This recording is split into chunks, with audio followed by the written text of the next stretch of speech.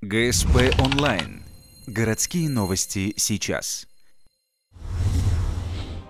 На этой неделе в Ухте стали распространяться слухи об эпидемии желтухи в школах. Городские интернет-форумы пестрят подобными сообщениями, поддерживая алертные настроения. Однако, как рассказал главный санитарный врач Галина Толпекина, причин для беспокойства нет. Среди заболевших всего один ребенок. В 2012 году было зарегистрировано 4 случая острого вирусного гепатита А, в 2013 году 23 случая, и в период с конца декабря 2013 года по настоящее время у нас зарегистрировано 10 случаев. В первую очередь, заболевание желтухой связано с несоблюдением правил гигиены. Также установлено, что некоторые заболевшие пили воду из непроверенных источников. В городе нет официально зарегистрированных родников. Как следствие, за ними никто не ведет контроль.